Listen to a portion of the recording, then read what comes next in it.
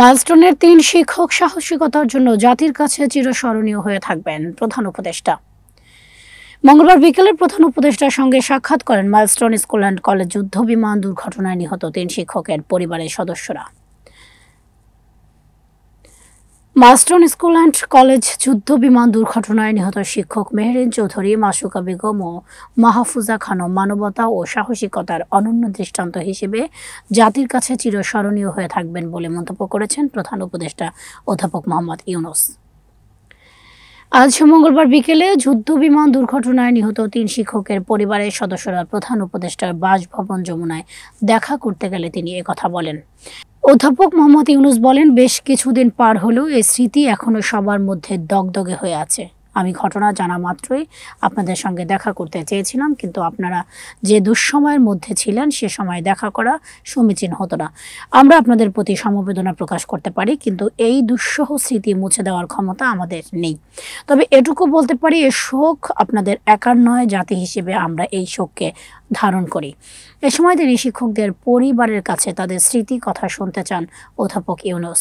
মেহেরিন চৌধুরীর স্বামী মনসুর হেলাল বলেন, তাকে যখন হাসপাতালে নেওয়া হচ্ছিল তখন ফোনে আমার সাথে কথা হয়।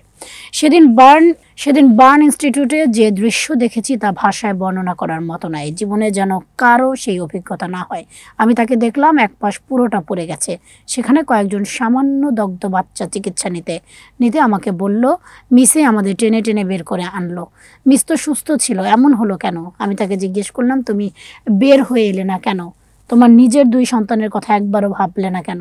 সে আমাকে বলল, ওরাও তো আমার সন্তান, ওদের একা রেখে আমি কি করে চলে আসি? পৃথিবীর সকল মানুষ ধর্ম বর্ণ নির্বিশেষে তার জন্য দোয়া করেছে। সবার জন্যই সে নিবেদিত প্রাণ ছিল। জাতীয় বার্ন ও প্লাস্টিক সার্জারি ইনস্টিটিউটে 24 দিন চিকিৎসাধীন থাকার পর 14 আগস্ট মারা যান মাহফুজা খাতুন। মায়ের কথা বলতে গিয়ে কান্নায় ভেঙে পড়েন তার মেয়ে আয়েশা সিদ্দিকা। তিনি বলেন, আমার মা অনেকখানি সুস্থ হয়ে উঠেছিল। আমি ভেবেছিলাম মাকে নিয়ে বাড়ি ফিরব। মাকে যেদিন হুইল চেয়ারে বসে সেদিন মনে হলো আমি বিশ্ব জয় করেছি। মা ছাড়া এক একটা দিন আমার স্বপ্নের মতো মনে হয়। আমার তো বাবা নেই, এখন মাও চলে গেল, আমি এতিম হয়ে গেলাম। এখন পর্যন্ত নিজের বাসায় ফিরতে পারিনি। মা ছাড়া সে বাসায় ফিরবো কি করে? মাসুকা বেগমের ভগ্নিপতি খলিলুর রহমান বলেন, দুর্ঘটনায় আহত হয়ে অনেক দিন ধরেই তার বোন অসুস্থ, চোখে কিছুটা কম দেখেন। মাসুকা সবসময় তার বাবা ও বোনের সঙ্গে যোগাযোগ রাখত। তাদের চিকিৎসায় সর্বোচ্চটুকু দেওয়ার চেষ্টা ছিল। বাবাকে নিয়মিত হাত খরচ পাঠাতো। আমার ছেলে মেয়েদেরও নিজের সন্তানের মতো মনে করত।